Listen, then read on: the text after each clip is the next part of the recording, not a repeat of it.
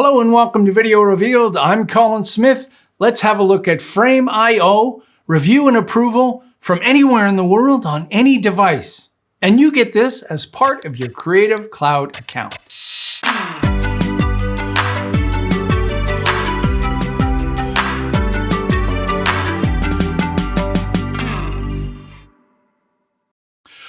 All right, so Frame.io used to be a separate company. It's now part of Adobe, and it is included inside of Premiere Pro and After Effects. It also works with other applications like Final Cut Pro. It's a way to do review and approval, and it's on many levels. There's no way I'm going to get through all of this. I'll have tons of links in the description for more detailed information because it's useful for anyone who just wants to do a quick review with people who have no video editing software at all. They just have a browser, all the way deep into high-end organizations, large enterprises, editing groups, and people that need to review not just video, but just documents in general. It has unbelievable rock-solid security with things like watermarks and two-factor authentication and digital rights management, controlling everything. So if you don't want your review to get into the wrong hands, it won't. So I'm going to show you what's included with the free account, because there's two different free accounts.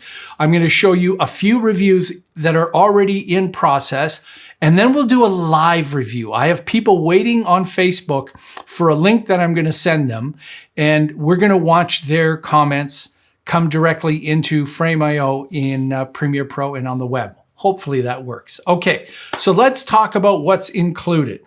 So Frame.io comes in two free accounts. One is if you don't have any Adobe software, and that gives you 2 projects and 2 gigs of storage. Now, if you are a Creative Cloud user, you get 5 projects, 100 gigs, no archive storage, something called Camera to Cloud, which I hope to cover.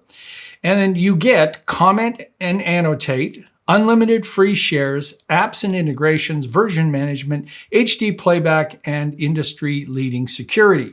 Now, over on the right are the paid versions, Pro, Team, and Enterprise. And you can see all the things they offer, things like unlimited projects, archival storage, 4K playback, and all the way up into the enterprise, digital rights management, watermarking, two-factor authentication, and lots of other amazing things. So we'll primarily be talking about what comes in the account you get with Premiere Pro, or sorry, with Creative Cloud, like they call in the inclusion. You get 2 users. So these can be 2 team members or 2, that's you and 1 other person. So you can swap that out at any time. It's 5 projects on the go at any time. So if you have more than 5, you can remove one of the others and then add another. I think that if you're a professional, you're probably going to run out of that space very quick if you're sharing assets, because you have the option of sharing the assets or not.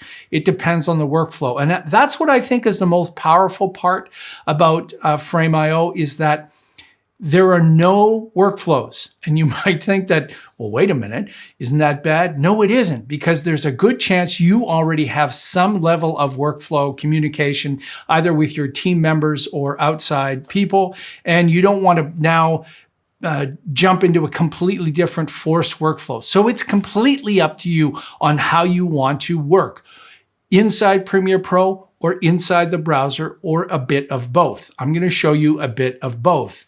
Now that is the part that for me was a little bit of a struggle. But once I realized that, then I understood, well, I am the one that I'm going to have to open the right project in Premiere Pro and look at the right review and approval video that was sent out. I mean, a bit of organization, and we're fine with that. Okay, so let's have a look at this project here. I'm in Premiere Pro, and I'm going to go all the way over to the right to the review workspace. And this opens up the Frame.io panel. What's really, really important to understand is, here's my project panel. All of this stuff is in Premiere Pro. This looks like it's in Premiere Pro. It's not. Anything that's in the Frame.io panel is in the Frame.io cloud. If we go and have a look at this exact same folder in the browser, I think it'll make sense. So let me jump to the browser and I'll log in. So here's the same Awakenings project, and we've got a version here for approval. We've got a folder of assets, and then there's one project on its own and another project that's set as versions. Anytime you want to create versions on anything, you just combine the documents. If you drag a document over a document, it will now have versions and be managed in versions. And again, that's up to you if you want to do that. That's the really powerful part of this. This is a Premiere Pro project, which only makes sense in Premiere Pro, but it can still live in the Frame.io cloud. So from here, you can share the project itself. You can rename it. You can change the status of that. Move it, copy it, duplicate it, make it private, download it, manage versions, and here you can move them up and down. Now on the left are all of my projects. So this is my account, and this is another account that I've been invited to comment and review on. So this is a completely different person that has invited me to comment. So I've got several projects on the go: Awakenings, Corporate Jargon, and also location scouting, which is my camera to cloud. We'll get to that hopefully in a bit. So if I double click on Awakenings, then I get to see this version, and you can see that there are comments between myself and Niels Callis, who's all the way in Germany. And I just reached out to folks on Facebook and said, who wants to comment and review? He jumped in. So we started doing comment and review. Both of us had never done it in Frame.io. Honestly, we were both starting completely from scratch. And there are 3 different versions of, and the versions are over here. So if I go back to my original that I sent to him, these are all the comments here. And when you click on the comments, you jump to the comments. So I can go back out to my project. So you'll notice that this looks a lot like this in Premiere Pro. If I double click on this and go to the versions, I'll go back to my first version, and this is turned on by default, the linking of playheads. So when I push play, it's now going to link between that. So I'm playing back the same version in the timeline, and this is the one that I named version 1, and this is version 1. So I could jump right to these comments. I can also view this as a comment. So instead of having the complete view hidden, I can be going through here and seeing these comments. Back to my comments. And right here, you can see there are 15 comments. I can sort by oldest, newest, time code, comment, and completed. And I mentioned I could import them, download the comments. So I'm downloading and importing. Remember, they're coming from the cloud. You can see they're showing up right there. So each one of the comments is in my timeline. And if I go to the markers, select, I can jump through that. There's a couple of other options I want to show you up here. You can share the items, you can download a still, you can set that frame as a thumbnail, and you can also import. So right now, this is set to be in progress. It could be approved, it could be needing review, or remove that label. So the frame panel inside Premiere Pro or After Effects or other applications is a way to directly connect the frame features inside the application you're using. And I think that really makes sense. Okay, so if I wanted to edit these assets, what I would have to do is I would have to download these. And this is typical of working with these kinds of assets. That's the music assets. And this is all the video assets here. And they are still on the cloud. So if I wanted to, I could download these assets here, right click, download those files, and I get options of whether I want original or high or low proxies. So if you want to edit that, you still need to download it and open that up inside Premiere Pro. So that's fine. That's a completely different way of working. I'm going to show you another project that I was working with Peter Whiter, and this one is in a completely different location. You can see our comments are down here, and actually Niels has chimed in. He says he thinks these on-screen graphics look a bit boring. That was actually, it's kind of funny. This is about corporate jargon, and the whole thing about this was I was always a guy who hated these kinds of terms: game changer, synergize, move the goalpost, leverage, and all that kind of stuff. So I made these look horrible on purpose. So the difference between this project is I have it local on my LucidLink drive. And I'll put a link in the description to what is LucidLink. LucidLink allows me to share an asset as if it's a local hard drive with anyone else in the world. And I'll just show you my, I'm using a file browser called Files. I'll put a link in the description for that. But you can see over here is my LucidLink drive. It looks like any connected drive. I'm gonna go to corporate jargon, open this up, and there's Peter's version that he saved. So if I double click on that and open that up, then you can see I'm looking at that version. So I'm editing these assets directly here, even though I have this. Now, this is where, this is Corp version 2, and I could link these two together. And you see that they're playing different things. So there is no direct connection to what's playing in the Frame.io and your timeline. Again, that's up to you to make that workflow. If I wanted to, I could close this version, because the version I really, this is tied to that version. So this is my corporate speak version 1.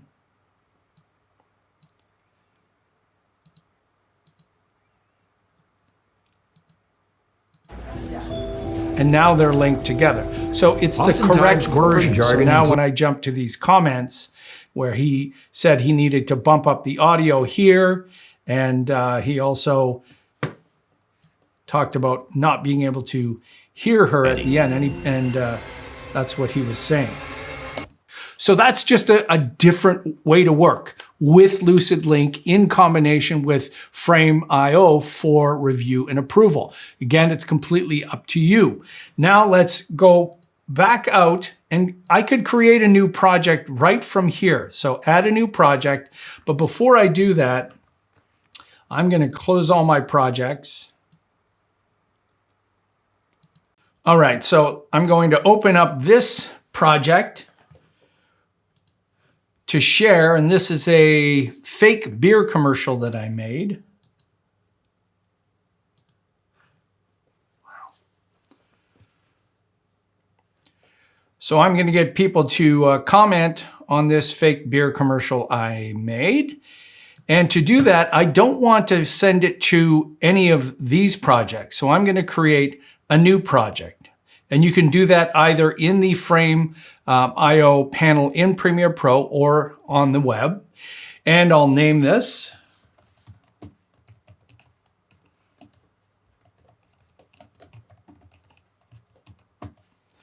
And I've got some options, like I can allow people to download or not, whether they can invite others, can share the links, and whether I get notifications for all of these things. So I'll create this, and it's waiting for me to add something. And at this point, I can upload anything. I could upload a sequence, files, a bin, the project file, and I'm going to upload the active sequence here. So I'll make sure that's selected and then choose active sequence. At this point, it gets the name from the actual timeline. I can set the size. There's a few presets and you can add your own presets. I can choose whether it's going to be the whole sequence or just the in and out. And it's going to be rendering to the scratch disk, which I created on my D drive. And I'm going to choose to keep the rendered file, but not use versions. I just found having the versions all stacked together was fine when you wanted to compare the versions themselves. But to me, when I was trying to connect a version with a timeline in a project, I like to keep them all separate. And if I wanted to, I could actually make a folder, version 1, version 2, and in that folder have the exported version and actually have the project file together in one. So I'll click upload. The first thing it will do is launch Media Encoder. It has to render that timeline to that format, and the 1080p format is a typical H.264 web format, great for viewing either in a browser or on a mobile device. And once it finishes encoding that, it's going to make it available. It's going to be putting it on the frame servers. So no one's going to be reviewing this in my computer, or they'll be actually reviewing it on the Frame.io cloud service. All right, so there's the rendered timeline. Now it's uploading. And I've got 30 megabits per second upload here. So right now it's going pretty fast. There we go. That's topping out. It's using all of my pipe here. And once that's finished, now I can create a share. I can create a link for this. I can now send this out. So I'm going to share this without any permission. So anyone with the link can view this. All right, so there it is. So here is my commercial. There's a little 3-dot menu. I can share for review, share as a presentation, import the file, download the file, open it in the file browser, change the status, make it private, or delete it. So I can either do that or click here and share for review or share as a presentation. What's the difference? Review is going to allow people to comment. Presentation is just a play button and people can watch it. I'll use this, share for review, and this is anyone with the link can access, create a view on the web for full sharing controls. So I'll copy that link, click done, and I could open that in the browser.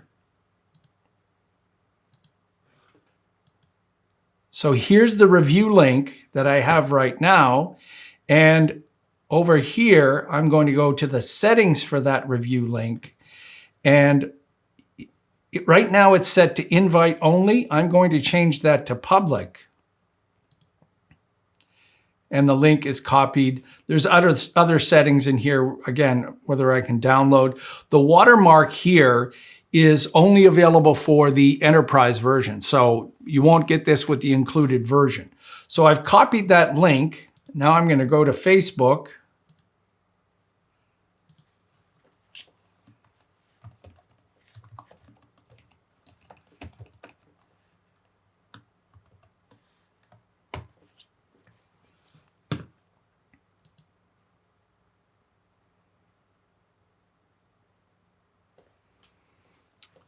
All right.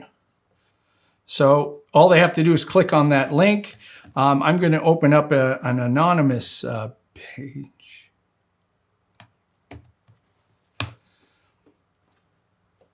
So this is what they'll be seeing.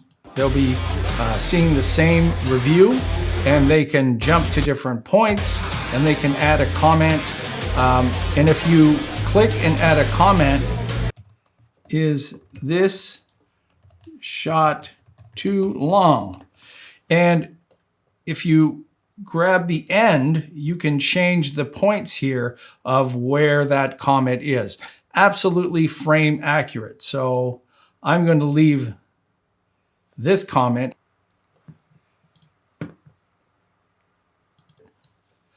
So send this, and now my comment shows up. And if we look at that comment back in Premiere Pro,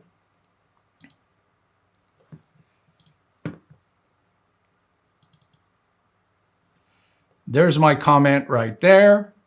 And we can wait for people to comment directly. So hopefully they're going to be commenting live, and I'll probably start getting emails too when they're commenting.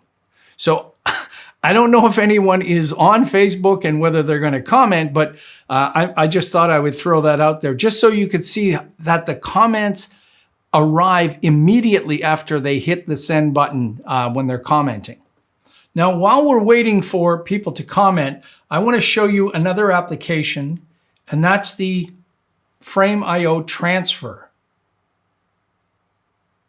And you'll notice that all the same projects are available here, and you can view the transfers that are taking place. So if you wanted to upload something here, you can upload, download, you can actually create a download list. This is just a different way to set your assets up and send them to the cloud. If you go into the preferences, you can set the destination. You can tell it what to do if there's a conflict with naming. You can keep both, overwrite or skip. And there's a log file. Use the upload source folder or download. So it'll write a log file. And you have the option of throttling the bandwidth or not. Very important controls here in transfer. If you don't turn on throttling, transfer is going to use the whole pipe as much as it possibly can. That's what it's about. It's about getting your assets up as quickly as possible and down as soon as possible, but you can throttle that. And then you can turn notifications on when transfers fail or when they complete. So you can click upload and pick assets, or you can just drag and drop them in here. So that is a separate application that you have the option of using. I'll go back to the web. So just my comments right now. Maybe I'll just scrub through and add another comment. And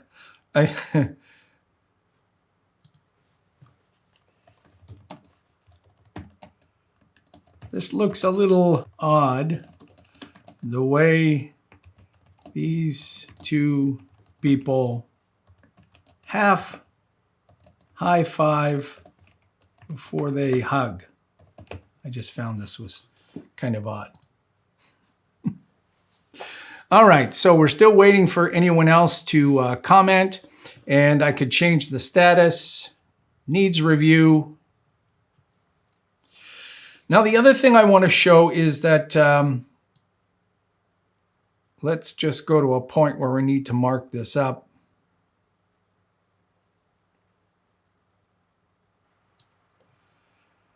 So down at the bottom, if I click here, I've got different markup controls. I can paint, so I can draw right around this area here and leave a comment. I would like this to be animated. And there are different things like an arrow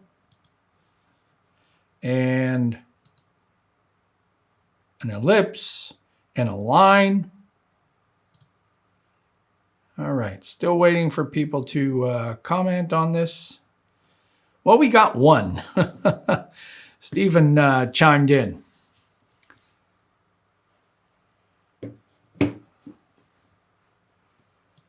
Oh, we've got another comment.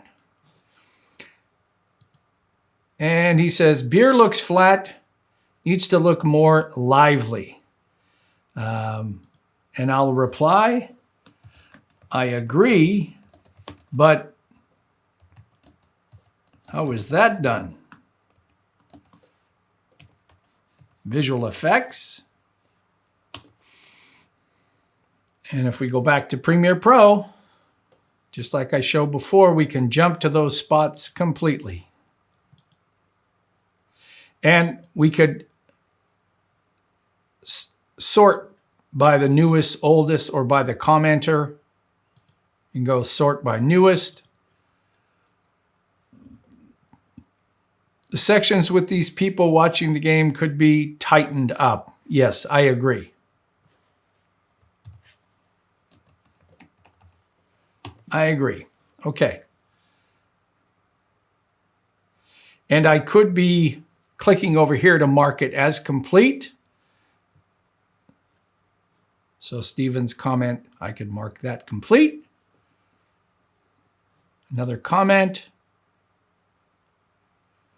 And he agrees that this is very odd. She's not really sure if she should high five him or hug him. And looking at the comments in this panel, I'm finding it's much better for me. I prefer to have this larger view here and the comments over here, and it's just a better way to work. Now, one other thing I want to show you, it's a little bit, it's easy to miss this. When I'm clicking on this section, I'm going to between the different accounts. And if you want to get to the place for preferences, then you click on the name of the account here. This is where you can do things like add members. So right now, these are the members that I have. You could manage users, invite new users. You could create groups. There's branding. So I've just added a quick little logo in here, and then my logo of how presentations will look, how will emails look, billing, and I've been given an enterprise version just for this tutorial. There's my teams. There's my email, whether I want Google authentication, my profile, notifications of what I want and what I don't want, the app integrations, things like Final Cut Pro and After Effects. Now, the last thing I just wanted to show quickly was this camera to cloud. And this particular project is connected to camera to cloud, and more devices are supporting camera to cloud. You can purchase Filmic Pro for iOS or Android, and it's the most incredible camera application I've ever seen on a mobile device. It's amazing. And the Ninja V that I've got, Atomos is creating a whole bunch of Connect products that will upload proxies, and they're not going to upload the full file. Like I said, I'll have a link in the description for you to watch a full tutorial about camera to cloud. But basically, you're able to record, and whatever you record will show up directly in Premiere Pro. I was in Toronto, and I shot these videos with Filmic Pro, and I wasn't connected to a network, so they waited until I was connected, and then as soon as I was connected, they all uploaded right to here. So inside Premiere Pro, we got two more comments. Carl is commenting. Should be even more moisture on the glass. Oh, I agree. Oh, and another comment. Should have some sport sound. Okay, yes, I agree. So if we go back to the camera to cloud,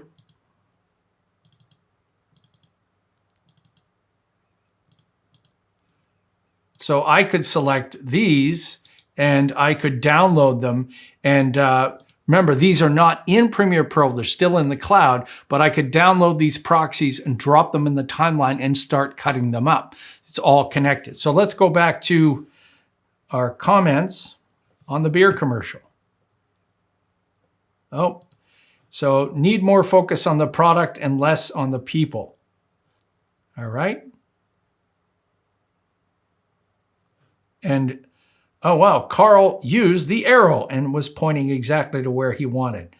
All right, so the comments are still pouring in as I'm finishing things up here, but that's a look at Frame.io.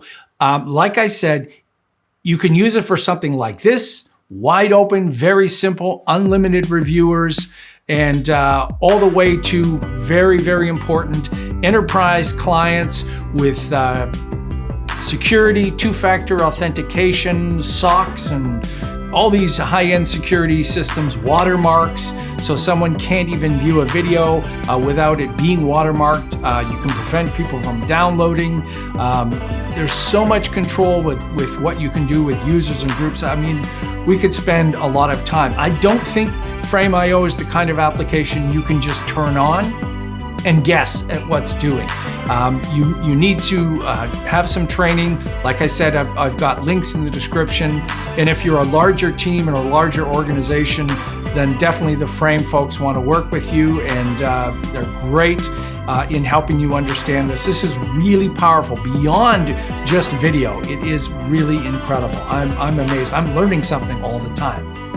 Hey, if you're new to Video Revealed and you found this informative, take a moment and subscribe. Till next time, I'm Colin Smith, and it's my job to look at some of the things that you already have, like the included version of Frame.io, show you what you have, and show you many of the other features that you have if you upgrade to Pro or Team.